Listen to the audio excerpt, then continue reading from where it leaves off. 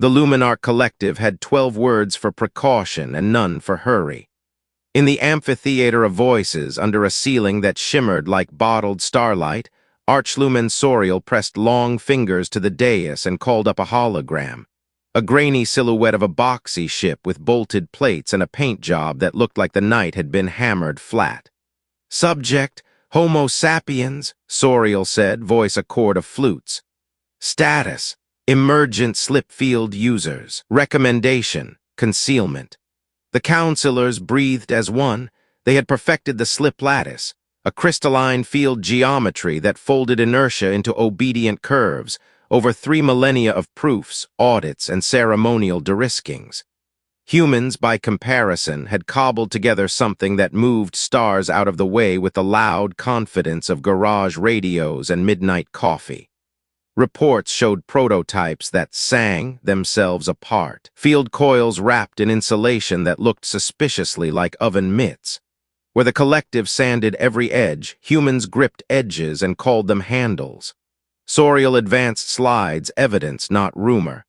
A mining probe intercepted near the rim, captured intact, catalogued by a human salvage crew, then returned 6 hours later with a note the collective's linguists insisted was not satire. "We found a few bottlenecks." It read, fonts misaligned, smiley face drawn in pen. "Try the redundant bypass, it tolerates failure better. Team Sparrow." The improved probe ran cooler, scanned deeper, and politely flagged the original designer's conservative assumptions. "Curiosity without ritual is fire," intoned Elder Vel, rustling her robes. "Therefore, hide the hearth." Decrees blossomed like frost, wrap every slip lattice in veil spectra that scatter scans into snow, lace the core with quantum wards that rewrite themselves into slag at the first unauthorized phase touch. Confine contact with humans to distant radio. The collective would protect the lattice the way priests protect a name, by never saying it near strangers. Only the cosmos failed to sign the decree. 3 cycles later, on the quiet seam between collective trade lanes and a pale blue human colony, the exploration vessel Prism of Dawns caught a bad note. The lattice drifted out of tune. Not a shatter, not yet, just harmonics sliding like a choir gone hoarse. Alarms painted the elegant bridge with soft violet. Power stepped down through the ship like a dimming cathedral. The distress beacon, bound by maritime law older than any council, burst outward in clean, compressed math, coordinates, damage, medical status, and by cruel habit, telemetry from the wounded core. Captain Arrelvay cupped the railing as if a ship could feel reassured. "Nearest collective tender?" she asked. 17 hours, replied navigation. "Nearest anything. A human salvage license pinged 4 hours at burn." Silence weighed different after a decree. The council had voted to hide fire, but no ordinance yet outranked the one written into every sentient chest since the first raft answered a lantern on a black river. "If someone calls for help, you go." Arrelvay closed her eyes as the violet strobes softened to indigo. "Transmit the beacon," she said, voice steady and small. "Lock medical, guard the core." She did not say the rest, and prepare to meet the species that improves your secrets before lunch. 4 hours later, a rectangle of metal with opinions slid into view, engines coughing cheerful blue. Its nose wore a painted bird, wings spread wide, a joke, a dare, a family crest. The transponder labeled it Wren. Inside the amphitheater of voices, far away and already too late, the vote to hide was entered in the ledger with perfect penmanship. Captain Alina Brooks drank her coffee black because there was no time to remember cream. The Wren was not pretty. She was beloved. Her corridors clanged. Her floor grates sang if you knew where to step. Every surface had been modified by a hand that believed permanence was arrogance. Panels that popped free, racks of spare relays, bins of adapters labeled in Sharpie and Hope. In the slip seat beside Alina, Chief Omar Reyes scanned the incoming distress stream, eyebrows climbing behind smudged goggles. "Elegant math," Omar murmured, "like something you frame." He flicked to the medical packet. "And 8 crew with radiation exposure. We can help. The core, different story. Their security suite is churchy." Then we'll be respectful, Elena said, setting her mug in a magnetized ring that had saved 100 shirts. And fast. The wren docked with the Prism of Dawns by way of a universal ring that had been universalized more than once by rays with a file. The air that rolled through the equalizing tunnel smelled like rain and hot stone. The collective envoy at the lock wore a suit that shifted like liquid pearl, and an expression that had forgotten how to be surprised. "I am Lyra Set Systems Adjutant," she said, words precise. "Our core is under ward. You may treat the injured, touch nothing else, and go." Elena's hand found the bulkhead, a sailor's salute to steel and luck. "We'll triage first," she said. "Then we'll look." "Looking," Lyra replied, "is the problem." The Wren medic, Jean Park, snapped their gloves into place and peeled off toward the infirmary with half the team. Elena and Omar followed Lyra down corridors that seemed to glow from within. It was like walking inside a flute.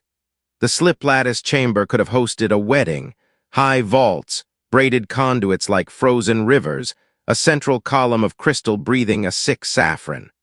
Around it, veils of light swam, adaptive interference fields that read scanners like gossip and changed the subject. Inset sigils pulsed with quantum wards whose only hobby was self-destruct. Omar exhaled, low and reverent. "If a violin became a cathedral." "Your metaphors won't mute the wards," Lyra warned. "They query every touch, any wrong phase, and the core will end itself and us." Elena brushed a knuckle along her jaw, a habit older than her captaincy.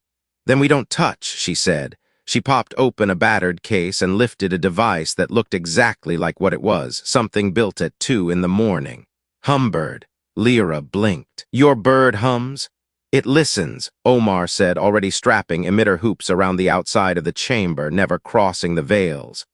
"The lattice runs on standing field geometry. We'll make the room sing back a reference tone and read the complaint in the echo. No probes, no phase intrusion, just acoustics for fields." "We attempted non-intrusive tomography," Lyra said. "The wards dispersed it into snow." "Tomography scans," Omar said, tapping his temple. "This is music." Elena dimmed the local lights to a twilight that made the crystal look almost well. "Okay, Wrenfolk," she said on loop. "Humbird pass 0, quiet on the floor." She lifted her free hand and, ridiculous, brave, gave a conductor's downbeat. The first tone was soft as breath. It swelled, mapped in micro-variations by sensors taped to beams with disgraceful confidence. Field harmonics answered like a cave answering a song. On a shared slate, interference bands flowered, lopsided and sharp. Omar leaned close, lips moving as he counted. "There," he said, stabbing a calloused finger at a drip in the graph. "Sector 12's phases drifted. Cluster 27 is arguing with the choir." "Can you retune without touching?" Lyra asked, the words almost a plea. "Ma'am," Elena said, voice gone gentler, "America taught its children to tune pianos in basements with the heat out. We can move a note." They built a second rig from emitter rings, Wren spare clamp coils, and a lunchbox battery whose label promised it had once powered a forklift. Omar called it lullaby because he wanted that luck. They surrounded the chamber in counterhum at frequencies that mapped to the lattice's safe modes. The veils noticed, shifted, tasted for trespass, and found none. No phase penetration, no signature outside the allowable envelope. The wards, like a stern librarian, allowed quiet singing. Numbers calmed. The saffron dimmed toward patient blue. Elena felt her shoulders come down and in the corner of her eye saw Lyra's posture lose half an inch of altitude. "Don't celebrate yet," Omar said, ever the cruel friend. "We can line the choir up, but the drift began somewhere. What went wrong?" "Manufacture is flawless," Lyra said, too quickly to be true. Her gaze flicked toward a maintenance alcove where a cooling manifold wore the nervous sheen of a recent swap. "We replaced 3 heat exchangers last quarter," she admitted, then straightened like the words had weight. "By protocol, certified, triple sealed." Omar slid Humbird's mic closer to the manifold's housing and pinged a whisper. The return was ragged, tiny eddies tearing in the flow. "These parts are perfect," he said. "For a vessel with different thermal grain, you solved the wrong problem." "And your solution?" Lyra asked, brittle with pride and worry. Bridges and forgiveness, Omar said. Cross-couplers to smooth the gradient, and a buffer line that handles surges without asking permission. That sounds inelegant. Alina grinned. It's very human. They hauled in bundles the color of caution. Nothing touched the veils. Everything respected the wards. They clamped, strapped, and sang the system into a new equilibrium, carving a path that did not violate the sanctuary. Lyra watched as ugly orange settled into cathedral blue and the chamber's breath slowed to something like sleep. In the med bay, Jean paged up. 8 patients stabilized, they said, voice steady over the comm. Human protocols adapted. They'll keep their hair. Lyra's hand unthinkingly, wonderfully found Alina's forearm, a gratitude gesture older than treaties. You did this, she whispered. Alina shook her head. We heard it. Then she looked up as her console chirped the tone you never love, not even when you expect it. Contacts, she asked. Omar checked. Collective signatures, multiple, fast and formal. Lyra drew herself tall, dignity returning like armor. They will ask how much you saw, she said. Alina set her empty mug in its ring and decided to tell the truth early. Enough to build better bridges. The ships that bled into real space war polished like creed. Each hull was a sermon cleaved into metal, every running light a prayer. The lead vessel extended comms on a lathe-smooth beam. This is high, tender, radiant promise, a voice said, harmonics braided into authority. Identify and yield. Cargo tug Wren, Alina answered, hands steady on the armrests that bore her fingerprints like fossils. Salvage license SE-37, rendering aid per maritime law. Law also binds secrecy, the voice replied. Stand by for boarding and containment. Omar muttered, containment's a big word to use on people who brought soup. Alina gave him a look that meant don't make me smile now. They were met at the interface by Marshal Aroth, a being whose uniform looked like it had been fabricated by a geometry professor. Aroth surveyed the Wren with a glance that weighed and priced. Who authorized phase work near our lattice? He asked, placing authorization above oxygen on the list of needs. No phase work, Alina said. We used the room as an instrument and taught it to tune itself. Semantics, Aroth said. Physics, Omar said, then did something dangerous. He offered his slate. See the curves? Ward's signature never rose above library mode. Our emitters swear they are furniture. Aroth studied the data, annoyance curdling into reluctant curiosity. You retuned with ambient modulation, he said at last, as if admitting someone else's child could read. Our academies argued that was untestable. Uncomfortable truth, Omar said cheerfully. You can test anything if you accept ugly prototypes. They toured the work, Humbird and Lullaby, the cross-couplers, the buffer that should have been too practical for a cathedral. Aroth's jaw worked, a muscle under philosophy. You grafted redundancy onto sacred geometry, he said softly. Alina nodded. Where I come from, sacred things deserve handrails. Martial eyes hardened again, and the wards, you learned their cadence. We listened, Alina said, and we documented for your medical board and engineering guild. It's your ship, your song. We don't keep other people's hymns. That line landed. Aroth's gaze drifted toward Captain Errol Vey, who stood straighter now that the ship wasn't humming wrong. They saved us, Errol said into the silence, gentle and fierce. They did with grace what we could not do with rules. Protocol demanded escalation anyway. The radiant promise flooded the channel with legalese. Seals were set. Interviews triangulated the truth until truth confessed it was tired. Omar submitted diagrams that made priests wince and apprentices grin. Jean archived med adjustments that turned into a pocket guide titled First Aid for People Who Glow Different. And then the part no one planned for, civilian traffic. The beacon's metadata had bled into human relay nets that loved rumors the way sea loves a shore. Research skiffs, cargo luggers, a mobile maker barn with a paint job like a parade, all declared intent to assist and curiosity to burn. The high tender cleared its throat in a dozen frequencies. This, Aroth said, blinking at the growing cloud, is not an audit, it's a potluck. Alina didn't apologize. You can send them away, she said, but it's hard to unring a dinner bell on my side of space. Knowledge is not dinner, Aroth snapped. On my block, Elena answered, knowledge is a casserole. You bring what you have, you take what you need, and nobody leaves hungry.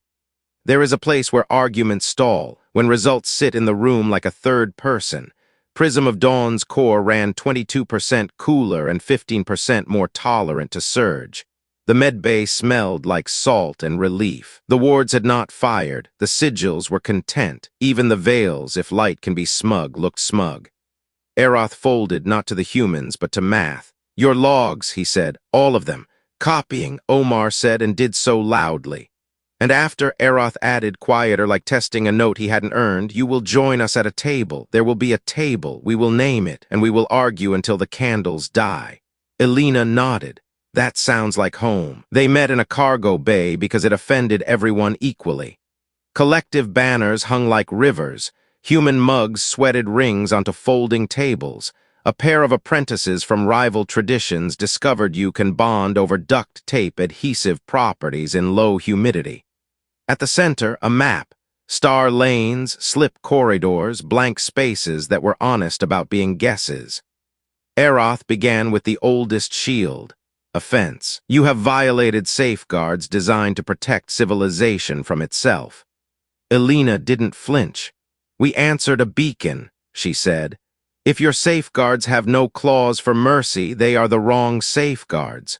Soriel's voice arrived via Holo, the council amphitheater ghostly against cargo netting. Our fear is not irrational, the archlumen said. A species that improves our tools within hours, what keeps you from outpacing our wisdom with your speed. Omar clicked his pen and drew on the map, committing a dozen cultural crimes with a single ink line. Speed works both ways, he said. We will blow past good ideas and bad ones. The difference is whether somebody across the table says no in time. Keep us across the table. Jean slid forward a slim packet titled Emergency Interoperability Checklist V0. 1. The subtitle read in smaller letters, Bring Soup. It sketched a pack that wasn't grand enough to fail, common distress formats, ward profiles published in ranges safe for listening, human salvage ships trained to sing first and touch never, joint teams that could be spun up without priests or politicians losing face. Open exchange collapses markets, a junior envoy objected. Secret exchange collapses people, Elena replied. Your methods invite explosion, Soriel warned. Our methods assume it might happen, Omar answered, tapping redundancies in his diagram like a drummer on a snare. Design as if the worst day is Tuesday. What one was not rhetoric, but a story told at the edge of hearing, the prism of dawns, humming contentedly through post-op diagnostics, a collective apprentice asking a human how to braid a backup line without offending the lattice, a human asking a collective how to polish a calibration crystal until it sang when you breathed. Soriel sighed, and in that breath an empire softened by one grit. We will name a table, they said at last. We will bring our hymnals and you may bring your casserole. We will argue in rounds. We will publish what does not harm. Define harm, Aroth groaned, already foreseeing committees. Publish what we agree would not have killed us today, Elena offered. Soriel's lips twitched, which for a counselor is a laugh. A humble doctrine, they said, perhaps survivable. The bay hummed with signatures of assent, reluctant and real. Rencoms lit with friends of friends pinging congratulations and recipes. A collective aide rolled their eyes and asked, dry as winter air, do you share everything?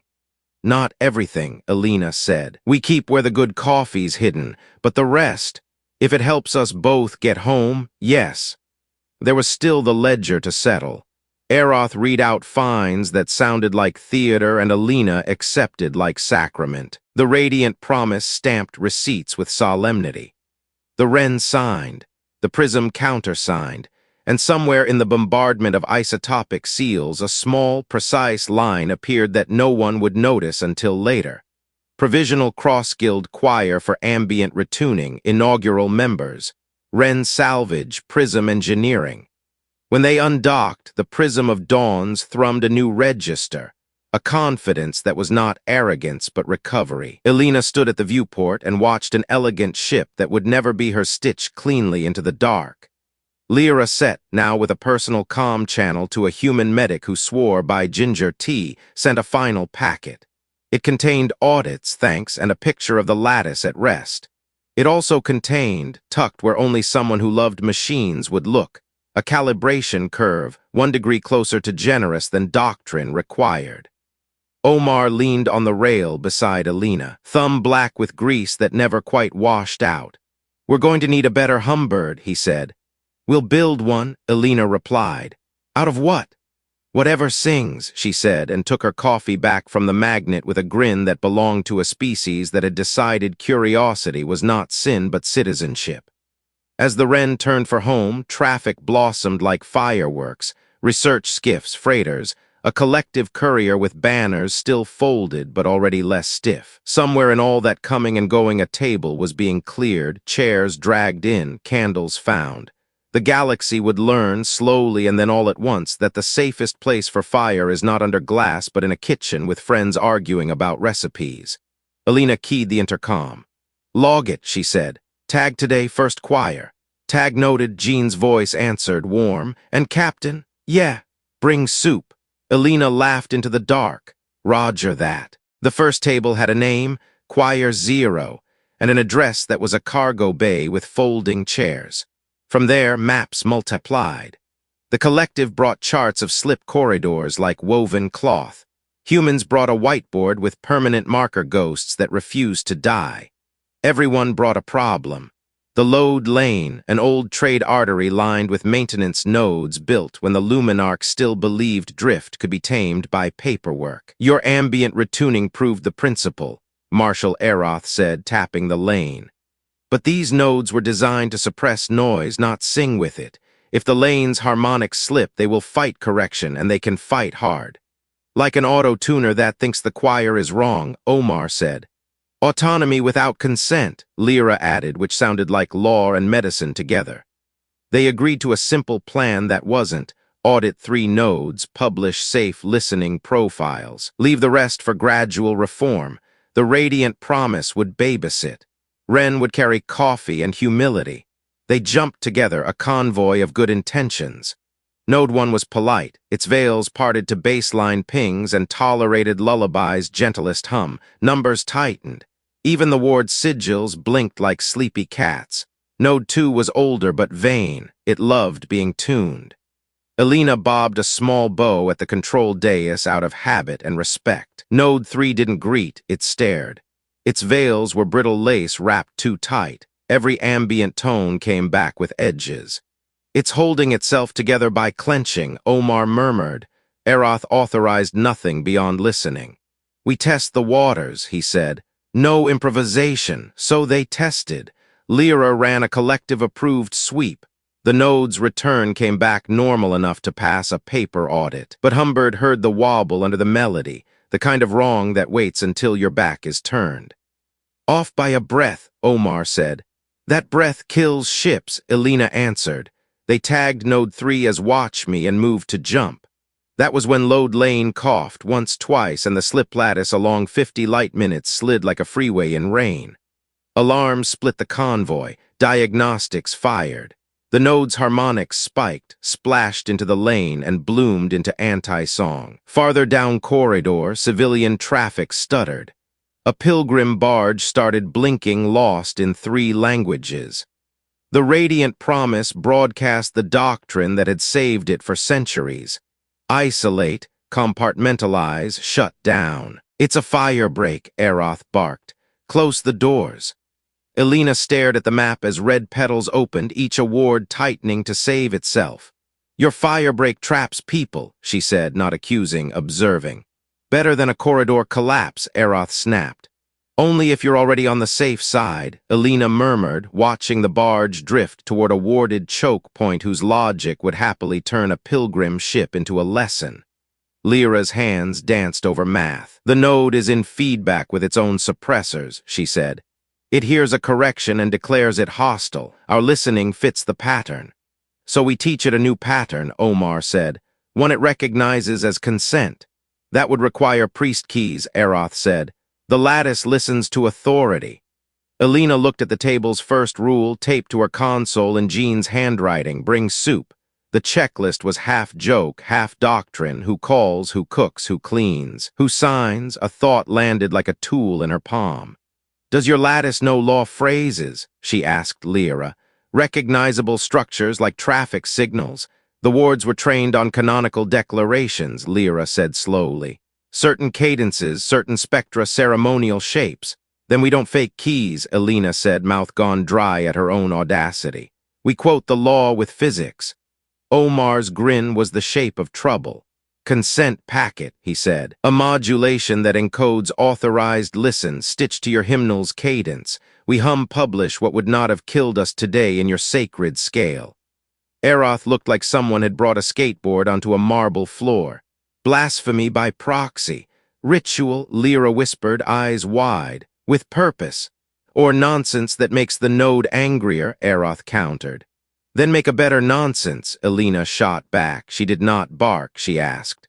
Marshal, give us 5 minutes of quiet along this stretch. Freeze everything else. If we fail, close your doors, but let us try to put a handrail on your fire break. Aroth's jaw worked, duty wrestling duty. No doctrine covered this exact moment. All doctrine eventually fails at the edges. Soriel's voice slid onto the net amphitheater echo, flattened by urgency. We will carry the sin, the archlumen said. 5 minutes, choir 0, do your work. They built the packet from scraps. Ceremonial cadence recorded at the first table, ward response maps from Prism. Omar's scribble of what if we rhyme logic with light. Lyra wrote the legal sentence like a score and split it into frequencies.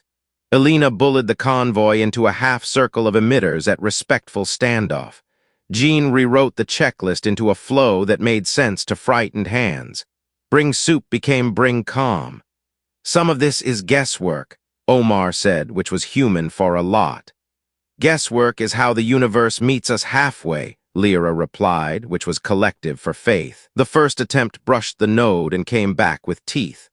The ward signatures rose a notch and stayed, a warning that knew how to drive a nail. Somewhere in the corridor, the pilgrim barge flickered again, its old ward reading every new tone as accusation. Aroth's countdown voice paced them like a metronome with a sword.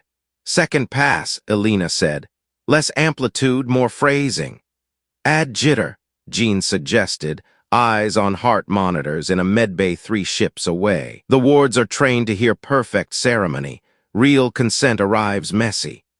Omar introduced imperfection on purpose, a sacrilege and a science. The convoy sang again. The node flinched and then hesitated. In that half-breath, the legal cadence caught like a latch at just the right angle. Ward signatures dipped into library mode, the quiet watchfulness that allows study without panic. Hold it, Aroth said, softer than he meant to be. They slipped lullaby's gentlest thread into the open door. The node did not slam it. Across the lane, harmonics flattened from spikes to waves to a rippling thing you could ride. The pilgrim captain's voice, paper-thin with relief, said, We have control. Alina met Omar's eyes. We are not done, she said. The suppressors still hate anything that isn't them. Then we show them a friend, Lyra said, fingers flying. Marshal, permission to broadcast from the tender's own ward. A canonical mercy clause, we have it, but we never. She stopped, astonished at herself. We never used it. Aroth yanked up a file that tradition had buried under reverence and fear. The clause wasn't grand. It was a footnote written 500 years ago by an engineer who had argued that leaving room to forgive error is the only way to keep law from becoming a weapon. Aroth's voice went quiet. Broadcasting now. The lane shivered. Spikes softened further and did not rise back. The convoy switched from panic to work without dropping a beat. Humbird mapped the new normal. Lullaby nudged drift like a hand on a skittish horse. The node stopped screaming and began to listen. 2 minutes left, Aroth reported, but the sword was a baton now. Alina nodded. Bring them through. Traffic resumed, cautious and real. A freighter cleared the ward gate with paint to spare and sent 6 packets of farm recipes as thanks because humans pay debts with food even when the debt is physics. The pilgrim barge slid along the soft curb of the lane and blinked found. On the radiant promise, acolytes updated the doctrine no longer as a relic but as a tool. Then the lane did what stressed systems do. It tried to relapse. A hot spot near node 4 rose like a blister. Omar's board flashed. "Phase fight," he said. "Old Ward wants the last word." "Give it a better last word," Elena said. They wrapped the mercy clause in a call and response so unmistakably collective that the ward preened at being recognized and sat down. All along the corridor, knots unwound. Aroth's 5 minutes ran out and he did not call the halt. Nobody asked him to. The work had become obvious and necessary. Authority understood it could simply serve. When it was done, the radiant promise recorded status with the dry relief of a librarian marking a book returned unburned. The node adopted the new consent patterns like a stubborn elder agreeing to wear a warm scarf after all. The lane held. Lyra exhaled for the first time in 20 exact years. "We taught a machine to be polite," she said. "We taught ourselves," Jean answered, and logged the packet with a name that would outlast jokes. First Choir Protocol. They could have gone home then and let committees fight over credit. Instead, Choir 0 took the dangerous victory and made it a rehearsal. If consent could be sung into a single old node, it could be taught to a corridor. If a corridor, then a network. The Radiant Promise drafted a circular, half-law, half-recipe, authorizing temporary field commons along stretches where ambient retuning would be performed. The word commons made some counselors frown and some engineers. They spaced ships at intervals set by Lyra's math, not by ego. The positions looked random until you saw the pattern, an anti-resonance mesh that kept any one voice from dominating. Humans brought amps that bore scars and stickers. Collective crews polished crystals until breath notes rang true. Elena stood at the Wren center deck, headset loose, coffee trapped in its magnetic ring like a small moon. Omar tuned Humbird MK Roman 2 until its warm-up hum sounded like a cat remembering a song. "Remember," Elena told the Cross-Fleet channel, "our job is to leave room. If you overcorrect, you're not helping, you're dancing on someone else's feet. Stay modest, stay musical." Aroth took the channel after her, words clipped less by scorn and more by care. "Doctrine, all ward arrays will honor the Commons flag. Any closure requests must be sung, not shouted. The first sweep was a disaster, which is to say it behaved like the world. A mining tug pulsed a tone meant for a younger node. A research sloop drifted off rhythm to save a spilled spectrometer and yanked half a sector's timing with it. A collective apprentice froze when her board flared yellow and sang a perfect canonical phrase that made a local ward feel so important it slammed the door. It would have collapsed there under 1,000 small rites if not for Jean Park. Jean's world was bodies and breaths, not crystals and clauses. They watched heart rates flicker across screens as pilots strained and techs forgot to blink. Stress rhythms synced up, not with the hymn but with each other. The fleet was building an accidental resonance of panic. "Listen to your pulse," Jean said over medical net, then over common net when Elena waved them through. "If you're beating in unison, you're part of the problem. Introduce jitter. Tap your foot off by a count. Breathe on 4s when your neighbor breathes on 5s. Make space." It was a small instruction, low-tech and absurdly human. It worked. Micro jitters diluted the stress wave. The hum relaxed back into intention. The apprentice who had locked a ward into pose lifted her jaw, sang the mercy clause with a rough edge, and the ward laughed, if light can laugh, and opened its hand. From there it felt like play. The convoy listened first, then acted like friends. Lyra called target sectors with the cool cadence of a metronome and a mother. Omar spun a dial and cursed happily when a coupling stayed in spec. Elena conducted without baton or authority, confidence living in the spaces between her breaths. Aroth caught a rising edge 2 beats early and announced it as if he had planned to be kind all along. The lane rolled under them, a great instrument slowly choosing to be in tune. Civilian ships slid by, curious and cautious. One old freighter with a hull like a family heirloom drifted near and played a harmonica through a cabin mic for 6 seconds.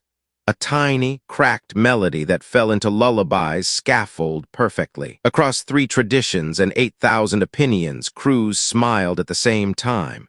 When they stood down, the lane did not relapse.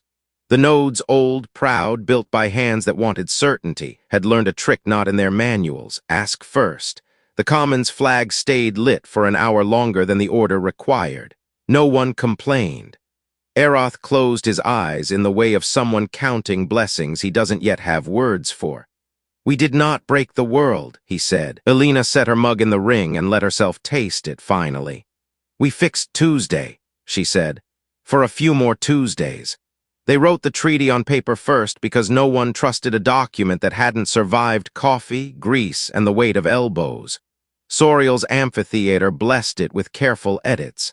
Aroth stripped it of loopholes and ornaments. Lyra added a line that read like poetry until you realized it was a test vector. Jean kept the title sweet and the index ruthless.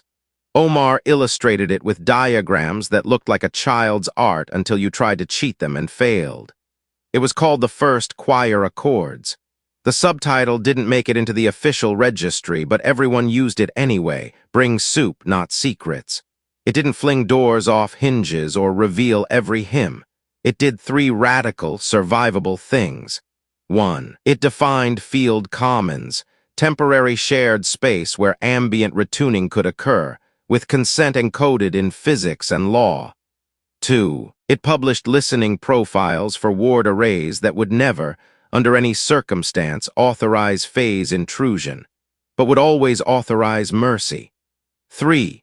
It established the Provisional Cross-Guild Choir as a standing team with the power to convene a kitchen table in any cargo bay in the galaxy and tell admirals to wait their turn. There were consequences. Some guilds filed protests shaped like prayers. A coalition of manufacturers warned that too much listening would make nodes lazy. They meant friendly. A human conglomerate tried to patent the consent packet and was laughed out of 3 courts and 1 bar. There were also medals and fines. Elena took both. The citation named her for courage. The penalty reminded her that doctrine hates being wrong in public. She paid in tools and sent the receipt to her mother, who framed it over the stove. The Wren limped home brilliant with new dents. Humbird MK Roman II went into a real housing at last. Wires in order and lunchbox battery replaced by something that didn't smell like forklifts. Lullaby earned a caution label in 10 languages. Sing gently. Jean's checklist became a poster on wardroom walls from rim dust to core shine. Aroth, to his own shock, learned to drink human coffee and say thank you without sounding like an indictment. Lyra applied for a year's secondment to the choir. An apprentice in her wake would one day write a manual entitled Elegance after Tuesday. Soriel visited the Wren alone, robes plain, face human with effort. They ran long fingers over a rail that had seen hands and heard arguments. "We were not wrong to build a careful world," the Archlumen said. "No," Elena agreed. "You were wrong to keep it closed when it cracked." Soriel's smile was small and sincere, a new muscle learning to work. "The Accords define mercy in measurable ways," they said. "I did not know law could do that." "It can," Elena said, "if you put it at a kitchen table." They ate together, flatbread that knew better days and stew that pretended to be more complicated than onions and patience. Soriel unfolded a napkin with ceremony and used it without apology. Outside the viewports, the lane thrummed with traffic that didn't know it was safer now because strangers had argued and listened and put their hands quietly to the same problem. Before they left, Soriel placed a small case on the table. Inside lay a calibration crystal sealed in a frame. Its face held the faintest inscription in collective script and human marker: "Publish what would not have killed us today." "Take this," Soriel said, "not as a trophy, as a promise." Elena closed the case with reverence born of calluses. "We'll hang it where we keep the coffee," she said, "so no one forgets which ritual matters." Choir Zero disbanded the way good bands do, by returning to work. They split into smaller choirs and scattered across charts, installing commons, teaching nodes to listen, writing songs that made machines kinder and people brave. Somewhere, a new problem crouched with teeth. Somewhere, a ward would lock too hard or a corridor would start to hum wrong in the dark. When the call came, someone would tape a table together, drag chairs close, and argue like family. Somebody would bring soup. Somebody would bring a hymn. Somebody would hum a wrong note that turned out right. And a galaxy that had treated knowledge like crystal would learn, slowly, stubbornly, to treat it like a toolbox in a kitchen full of friends. Log it, Elena told the Wren on a quiet watch 7 days later. Tag today, first treaty. Tag noted, Jean said, voice warm enough to be a blanket. Omar looked up from Humbird, Grease, making constellations on his knuckles. What now? Now? Elena said, smiling at the dark as if it could smile back. We make Tuesday safer, one song at a time.